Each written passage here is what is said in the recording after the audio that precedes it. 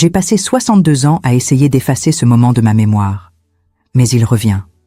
Toujours. La pièce glacée, l'odeur de moisi mêlée à la sueur et à la peur. Ses mains tenant mon visage avec une fermeté qui n'admettait aucun refus. Et cette question murmurée, lente, calculée, comme si chaque mot était une lame pressée contre ma gorge. « Tu veux vivre ?» À cet instant, avec mes 18 ans à peine révolus, j'ai appris que certaines questions n'attendent pas de réponse. Elles exigent une reddition, et que survivre, dans cet endroit, ne signifiait pas vaincre. Cela signifiait accepter qu'une partie de moi mourrait de toute façon, et que je devrais porter le poids de ce choix pour le reste de ma vie. Je m'appelle Éléonore Vasselin. Je suis née et j'ai grandi à Rouen, une ville où les cloches de la cathédrale marquaient le temps et où la Seine reflétait les façades anciennes, comme si elles gardaient des secrets que personne n'osait prononcer. Ma mère cousait pour des familles bourgeoises. Mon père travaillait à la gare, portant des valises, réparant des rails, rentrant à la maison avec les mains sales de graisse et la dignité intacte. Nous étions des gens simples, invisibles aux yeux de ceux qui avaient le pouvoir. Mais nous vivions la tête haute, croyant que cela suffisait. Quand la guerre a éclaté en mai 1940, tout a changé en quelques jours. Les Allemands sont entrés dans Rouen comme une vague grise et implacable. Ils ont pris les rues, les bâtiments publics, les places où je jouais, enfant. Ils ont accroché des drapeaux rouges avec cette croix noire tordue qui semblait aspirer la couleur de tout ce qui l'entourait. Soudain, la ville que je connaissais a cessé d'être la mienne. Les voix dans les rues étaient étrangères, les ordres criaient en allemand. Et nous, les Français, nous sommes devenus étrangers dans notre propre terre. J'avais 16 ans quand l'occupation a commencé, assez âgé pour comprendre le danger, trop jeune pour savoir comment m'en protéger. Ma mère m'a rapidement enseigné les nouvelles règles de survie. Baisser les yeux quand un soldat passait, ne jamais répondre avec insolence, ne jamais attirer l'attention. L'invisibilité était prudence. Le silence était stratégie. Mais j'étais jeune. Et la jeunesse ne sait pas disparaître complètement. J'ai travaillé pendant 2 ans en aidant ma mère avec la couture. Je livrais des vêtements dans des maisons désormais occupées par des officiers allemands. J'ai vu comment ils s'étaient installés confortablement dans nos vies, comme si la France était un hôtel de luxe à leur disposition. J'ai appris à marcher dans les rues sans faire de bruit. J'ai appris à mémoriser les visages. J'ai appris que la peur a une texture, une température et un poids. Et j'ai appris que la haine, avalée chaque jour, devient une pierre dans l'estomac qui ne se dissout jamais. Si vous nous écoutez depuis un autre pays, laissez un commentaire et dites-nous d'où vous nous regardez. Savoir que ces mots traversent les frontières nous rappelle que la mémoire n'appartient à aucune nation. Elle appartient à l'humanité. C'est en octobre 1942 que tout s'est effondré. Pas à cause d'un bombardement, pas à cause d'une bataille, mais à cause de quelque chose de beaucoup plus simple et beaucoup plus mortel, une dénonciation. Quelqu'un a dit mon nom. Quelqu'un a pointé ma maison. Quelqu'un a murmuré à un officier allemand que j'étais impliqué dans la résistance. Et ce mensonge, ou cette demi-vérité, ou cette vérité déformée, a suffi pour que tout ce que je connaissais disparaisse en une seule nuit. Ils sont venus me chercher à l'aube. J'entends encore le bruit des bottes montant les escaliers en bois de notre immeuble. Des pas lourds, rythmés, sans hâte, comme s'ils savaient qu'il n'y avait nulle part où fuir. Ma mère s'est réveillée avant moi. Je l'ai entendue murmurer une prière dans la cuisine, la voix tremblante, désespérée, implorant un Dieu qui semblait avoir abandonné la France entière. Quand la porte a été enfoncée, elle n'a pas crié. Elle a juste serré ma main si fort que j'ai senti ses doigts trembler. Un soldat allemand est entré, jeune, avec des yeux vides, et a dit mon nom comme s'il lisait une liste de courses. Éléonore Vasselin, lève-toi, maintenant. Ils ne m'ont pas laissé le temps de dire au revoir. Ils ne m'ont pas permis d'emporter autre chose que les vêtements que je portais. Ma mère a essayé de parler, mais un officier l'a poussée contre le mur avec une telle violence qu'elle s'est cognée la tête et est tombée. J'ai crié. J'ai essayé d'aller vers elle. Mais j'ai été traînée dans les escaliers, jetée dans un camion couvert où d'autres femmes étaient déjà entassées. toutes jeunes, toutes terrifiées. Aucune ne savait où nous étions emmenés, mais toutes savions que nous ne reviendrions probablement pas. Le voyage a duré des heures. Assise sur le sol métallique froid, sans fenêtre, sans lumière, juste le bruit du moteur et l'odeur d'urine et de vomi de celles qui n'avaient pas pu retenir leur désespoir. Une fille à côté de moi, qui ne devait pas avoir plus de 15 ans, pleurait sans arrêt. J'ai voulu la consoler, mais je n'ai pas trouvé les mots, parce que moi aussi, je mourais de peur. Mon cœur battait si vite que j'ai cru qu'il allait exploser. Mes mains suaient, ma gorge était serrée. Et dans ma tête, une seule question tournait en boucle. Qu'est-ce qu'ils vont me faire? Quand le camion s'est enfin arrêté, nous avons été poussés dehors comme du bétail. C'était la nuit. J'ai vu des lumières vives, de hautes clôtures de fils barbelés, des tours de guet avec des projecteurs qui balayaient le sol comme des yeux de prédateurs. Et j'ai vu le portail. Un immense portail en fer, avec des lettres que je ne pouvais pas lire dans l'obscurité, mais que j'ai découvert plus tard disait « Arbeit macht frei », le travail rend libre, le premier de nombreux mensonges que cet endroit nous vendrait. Nous avons été conduites dans un hangar glacé, nos vêtements arrachés, nos cheveux coupés, nos noms remplacés par des numéros. Je suis devenue prisonnière 18 427. Éléonore Vasselin a cessé d'exister officiellement. Maintenant, j'étais juste un corps, une unité, quelque chose de jetable.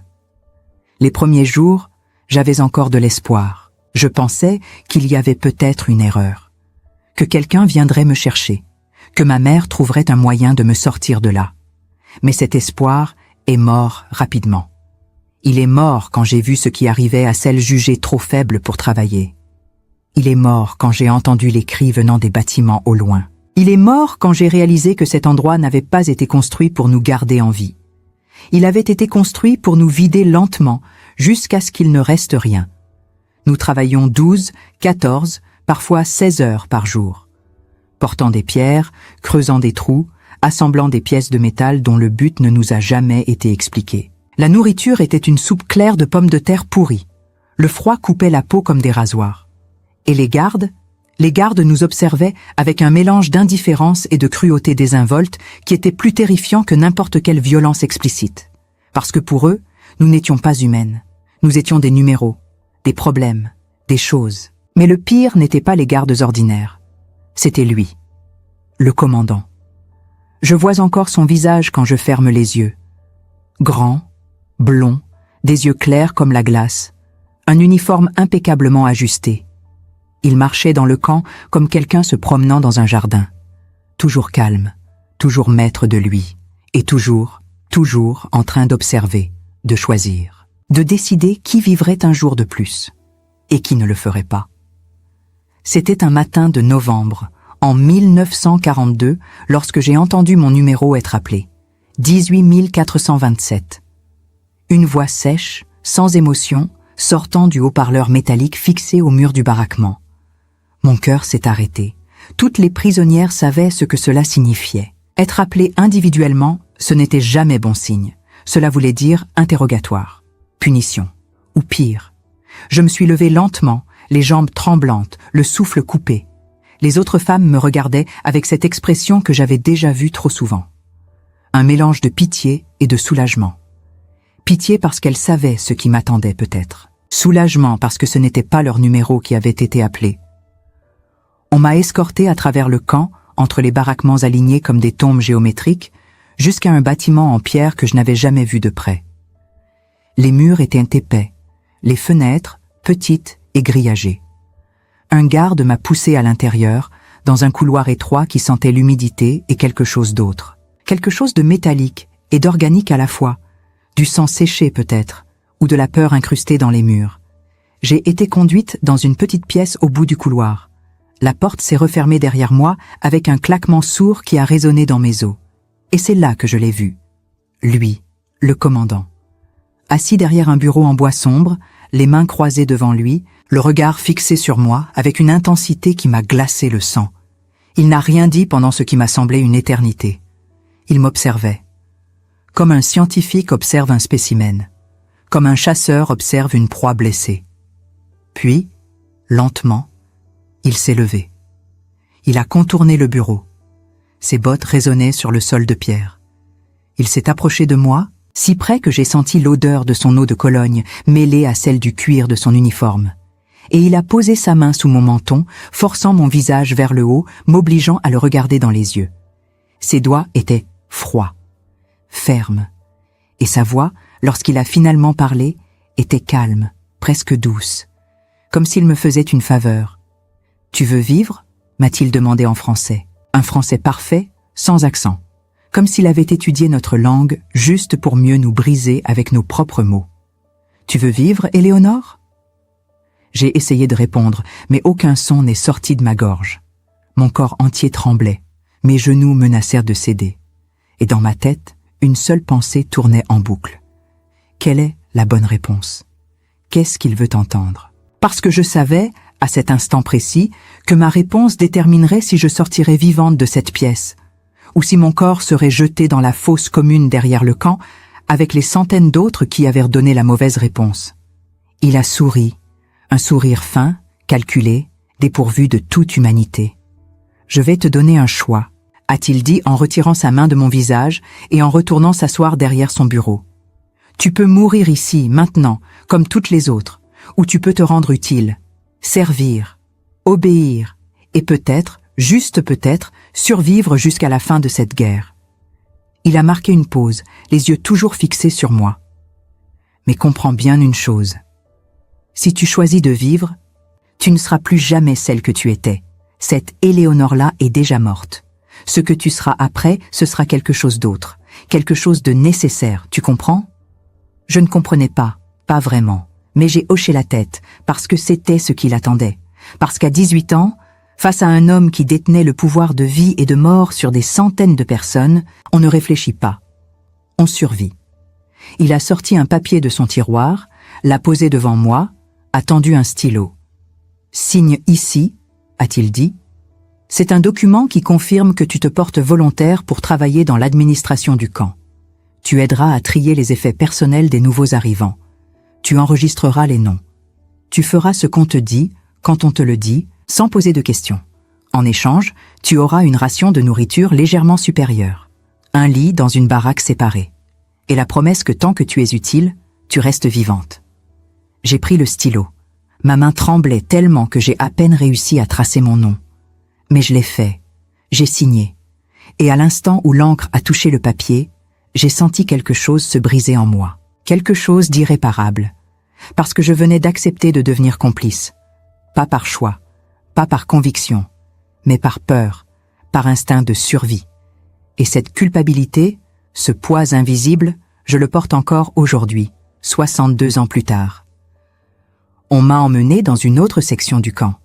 Les baraquements ici étaient légèrement moins délabrés. Les prisonnières portèrent des brassards différents. Elles travaillaient dans les bureaux, dans les cuisines, dans les entrepôts où s'entassaient les biens volés aux déportés. Vêtements, chaussures, lunettes, montres, photos de famille. Tout ce qui restait de vies entières, empilé dans des caisses comme des déchets. Mon travail consistait à trier, à classer, à enregistrer. Chaque jour, des centaines de nouveaux arrivants franchissaient les portes du camp. Et chaque jour, je devais noter leurs noms, leurs âges, leurs origines, sachant pertinemment que la plupart d'entre eux ne survivraient pas à la semaine. Je voyais tout, les familles séparées sur la rampe d'arrivée, les enfants arrachés à leur mère, les vieillards jugés trop faibles pour travailler, dirigés immédiatement vers les bâtiments dont personne ne revenait. Je voyais, j'entendais, je savais, et je ne disais rien. Parce que dire quelque chose signifiait mourir, et je voulais vivre. Même si vivre dans ces conditions signifiait renoncer à une partie de mon humanité. Les autres prisonnières me regardaient différemment. Certaines avec envie, d'autres avec mépris. Elles savaient que j'avais été choisie par le commandant, que j'avais un statut particulier, et dans un endroit comme celui-là, où tout le monde se battait pour un morceau de pain supplémentaire, pour une couverture moins trouée, pour une journée de travail moins pénible, être privilégié signifiait aussi être haï. Je l'ai compris rapidement. Je me suis isolée, je ne parlais à personne. Je ne regardais personne dans les yeux. Je faisais mon travail. Je mangeais ma ration. Je dormais. et je priais pour que tout cela se termine un jour. Mais le commandant n'en avait pas fini avec moi. Il me convoquait régulièrement dans son bureau. Pas pour m'interroger, pas pour me punir, mais pour parler. Oui, parler. Comme si nous étions deux personnes normales, ayant une conversation normale, dans un monde normal. Il me posait des questions sur ma vie d'avant, sur Rouen, sur ma famille, sur mes rêves, et moi, terrifiée, je répondais, parce que je ne savais pas ce qui se passerait si je refusais. Un jour, en décembre, alors que la neige commençait à recouvrir le camp d'un voile blanc trompeur, il m'a demandé si je croyais en Dieu. J'ai hésité. Puis j'ai dit la vérité, que je ne savais plus, que si Dieu existait, je ne comprenais pas comment il pouvait permettre un endroit comme celui-ci. Le commandant a souri. « C'est une bonne réponse », a-t-il dit. « L'honnêteté est rare ici. La plupart des gens mentent pour survivre. Mais toi, tu dis la vérité même quand c'est dangereux. C'est intéressant. » Et il m'a renvoyé, sans explication, sans menace, juste un sourire froid et un geste de la main. Je ne comprenais pas son jeu. Pourquoi me gardait-il en vie? Pourquoi me parlait-il comme si j'étais humaine, alors qu'il traitait les autres comme du bétail? Cette question me hantait, mais je n'osais pas la poser. Parce que connaître la réponse signifiait peut-être découvrir quelque chose de bien pire. Les semaines se sont transformées en mois. L'hiver de 1942 a été brutal.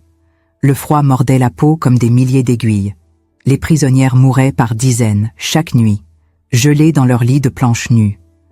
Mais moi, j'avais une couverture. Moi, j'avais des chaussures qui ne prenaient pas l'eau. Moi, je survivais.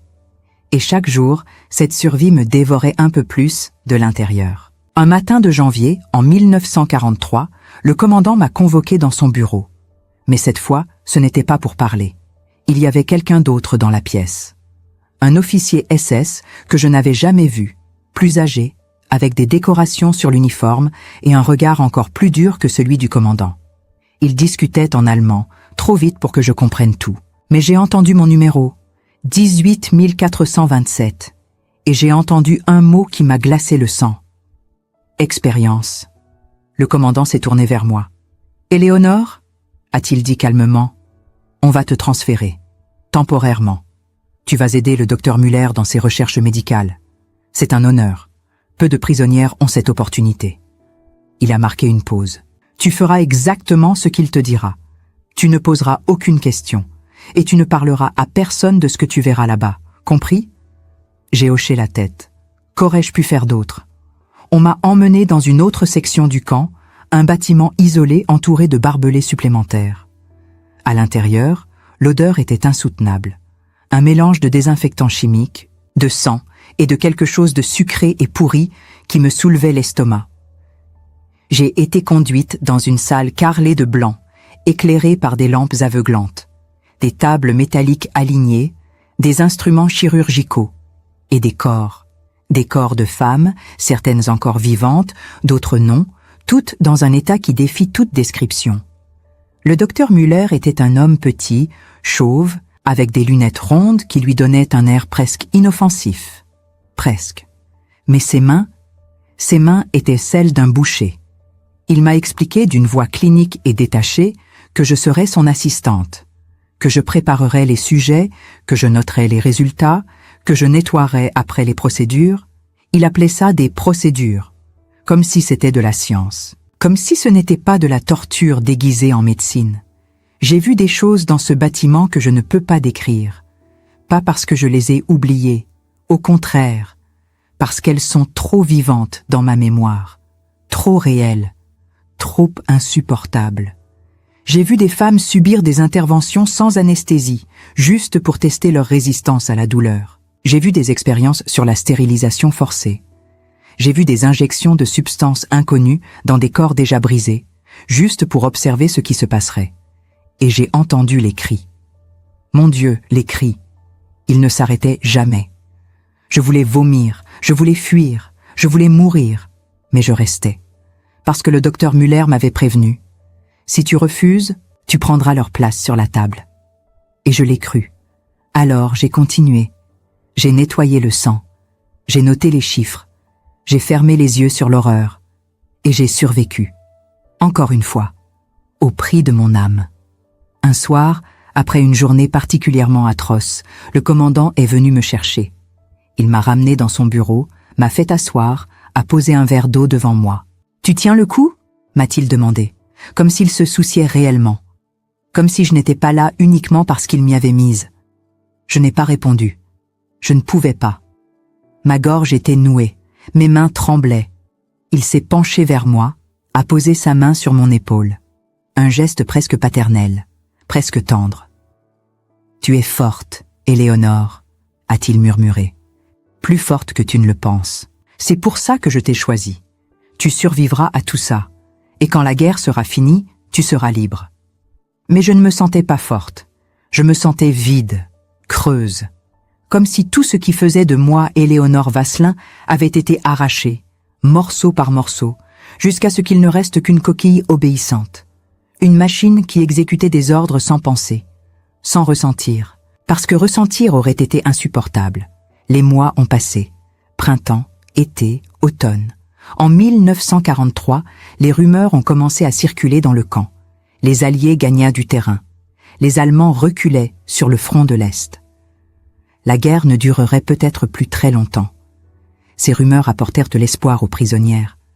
Mais moi, elles me terrifiaient, parce que je savais ce que les nazis faisaient quand ils se sentaient menacés.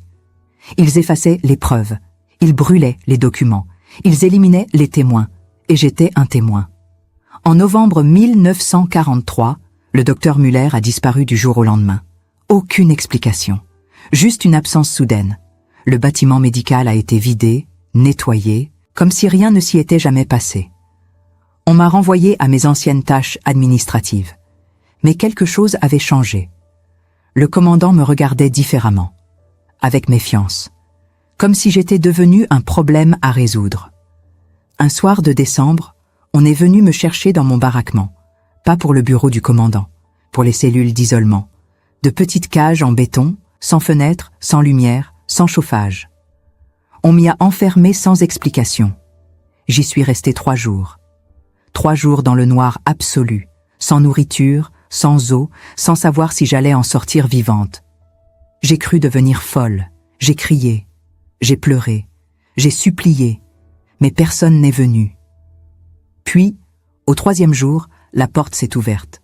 Le commandant était là, silhouette noire découpée dans la lumière aveuglante du couloir. « Debout », a-t-il ordonné. Je me suis levée, chancelante, désorientée. Il m'a regardé longuement. Puis il a dit quelque chose que je n'ai jamais oublié. « Tu as vu trop de choses, Éléonore. Beaucoup trop. Mais tu m'es encore utile. Alors je vais te donner une dernière chance. Tu vas être transférée dans un camp de travail à l'Est. Si tu survis au voyage, tu vivras. Si tu parles un jour de ce que tu as vu ici, je te retrouverai, même après la guerre. Même si ça me prend des années. Et je te tuerai moi-même. C'est clair ? » C'était clair. Parfaitement clair. Le transfert a eu lieu en janvier 1944.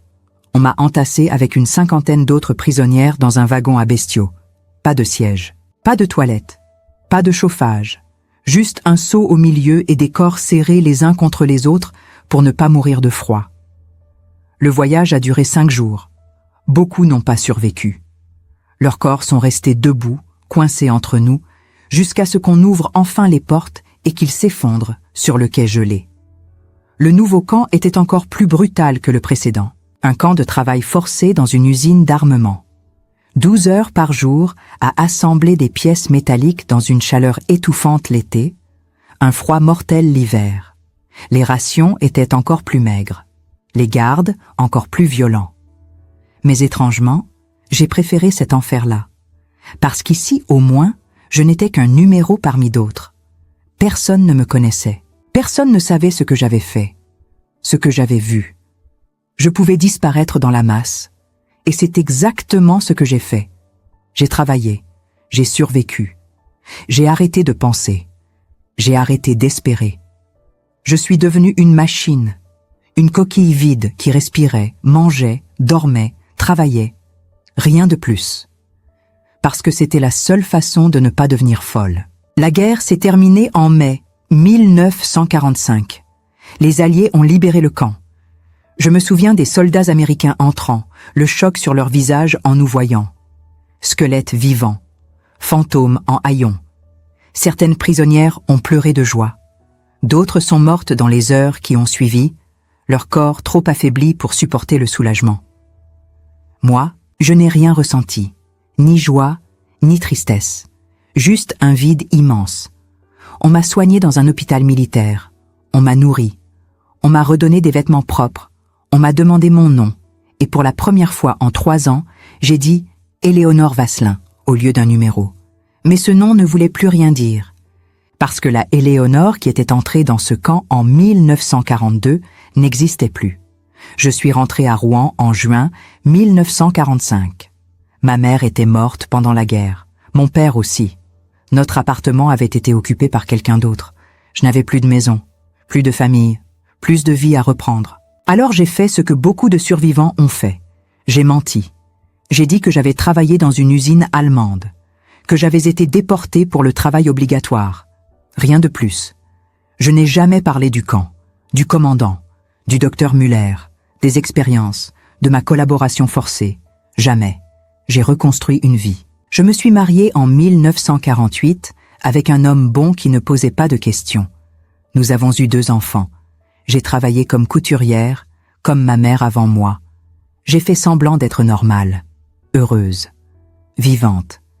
Mais la nuit, dans le silence, les souvenirs revenaient. Les cris, les visages, la voix du commandant. « Tu veux vivre ?» Et ma réponse silencieuse, encore et toujours, oui, même au prix de mon humanité.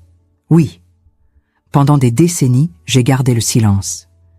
Mais en 2004, une historienne française spécialisée dans les témoignages de survivants m'a contactée. Quelqu'un avait mentionné mon nom dans des archives. Elle voulait m'interviewer. J'ai d'abord refusé. Puis, j'ai accepté, parce que j'avais 78 ans. Parce que je savais que je n'avais plus beaucoup de temps. Et parce que j'ai réalisé que si je mourais sans parler, toutes ces femmes dont j'avais noté les noms, tous ces visages que j'avais vus disparaître, mourraient une 2e fois, dans l'oubli. Alors j'ai parlé. Pour la première fois, j'ai raconté tout. Le commandant, l'ultimatum, les expériences, ma complicité forcée, ma survie honteuse. Et en parlant, j'ai pleuré. Pas de tristesse, mais de soulagement. Parce que porter ce secret pendant 62 ans, c'était comme porter un cadavre sur mes épaules. Et enfin, je pouvais le déposer. L'historienne m'a demandé si je regrettais d'avoir survécu. J'ai réfléchi longtemps avant de répondre. Puis j'ai dit la vérité. Non. Je ne regrette pas d'avoir survécu. Parce que ma survie, aussi coupable soit-elle, a permis que cette histoire existe. Que ces noms ne soient pas totalement oubliés. Que quelqu'un, quelque part, sache ce qui s'est réellement passé dans ce camp. Pas la version officielle, pas les statistiques froides, mais la vérité humaine, sale, complexe, insupportable. Je suis morte en 2012 à l'âge de 86 ans, dans mon sommeil. Paisiblement, m'a-t-on dit. Mais je ne sais pas si on peut vraiment mourir paisiblement quand on a vécu ce que j'ai vécu, quand on a fait ce que j'ai fait, quand on a survécu en acceptant l'inacceptable. Mais j'ai laissé ce témoignage, ces mots, cette vérité. Et je veux que vous compreniez quelque chose. Je ne vous raconte pas cette histoire pour que vous me plaigniez, ou pour que vous me jugiez. Je vous la raconte pour que vous sachiez, pour que vous n'oubliez jamais. Parce que l'histoire n'est pas faite que de héros et de monstres. Elle est faite de gens ordinaires, comme moi, placés dans des situations extraordinairement horribles et forcés de choisir entre vivre et mourir, entre trahir et disparaître, entre collaborer et résister. Et parfois, la réponse n'est pas claire. Parfois, il n'y a pas de bon choix. Juste des choix impossibles, des choix qui vous brisent, peu importe celui que vous prenez. Alors je vous pose la même question qu'il m'a posée ce jour-là, dans cette pièce froide et sombre, il y a 80 ans. La question qui a divisé ma vie en 2. Avant et après. Tu veux vivre? Et si oui, à quel prix? Cette histoire n'est pas un simple témoignage du passé. C'est un miroir tendu vers chacun d'entre nous. Éléonore Vasselin a survécu en acceptant l'inacceptable, en obéissant quand chaque fibre de son être voulait résister, en restant silencieuse quand sa conscience hurlait. Elle a porté cette culpabilité pendant 62 ans, se demandant chaque jour si elle avait eu raison de choisir de vivre. Mais sa survie, aussi douloureuse soit-elle, a permis que cette vérité existe, que ces noms ne soient pas totalement oubliés, que l'horreur ne soit pas effacée par le temps et par ceux qui préféreraient que nous détournions le regard. Nous vivons aujourd'hui dans un monde qui croit connaître l'histoire. Nous avons vu des films, lu des livres, visité des musées. Mais l'histoire n'est pas faite uniquement de héros qui ont résisté jusqu'à la mort, ni uniquement de monstres qui ont donné des ordres. Elle est faite de milliers d'Éléonore, de gens ordinaires, coincés entre l'instinct de survie et l'impossibilité morale de certains choix, de femmes et d'hommes qui ont dû répondre à la question « Tu veux vivre ?» sans savoir que cette réponse les hanterait pour toujours. Et c'est précisément cette complexité, cette zone grise insupportable que nous devons comprendre. Parce que c'est là que réside la véritable leçon de l'histoire. Il est facile de juger depuis notre confort, de dire ce que nous aurions fait à leur place, de croire que nous aurions été différents, plus courageux, plus justes. Mais la vérité est que personne ne sait comment il réagirait face à un ultimatum qui offre la vie au prix de l'humanité. Personne ne sait s'il choisirait la mort héroïque ou la survie honteuse. Et c'est précisément pour cela que ces récits doivent continuer d'être racontés. Non pas pour glorifier ou condamner, mais pour nous rappeler notre propre fragilité. Pour nous rappeler que l'extraordinaire brutalité commence toujours par des choix ordinaires, des silences accumulés, des complaisances progressives. Éléonore a parlé en 2004, à 78 ans, brisant un silence de 6 décennies. Elle l'a fait non pas pour obtenir du pardon, mais pour transmettre une responsabilité, la responsabilité de se souvenir, la responsabilité de questionner, la responsabilité de ne jamais croire que cela ne pourrait plus arriver aujourd'hui, parce que l'histoire ne se répète jamais exactement de la même manière, mais les mécanismes qui permettent l'horreur, eux, sont toujours présents.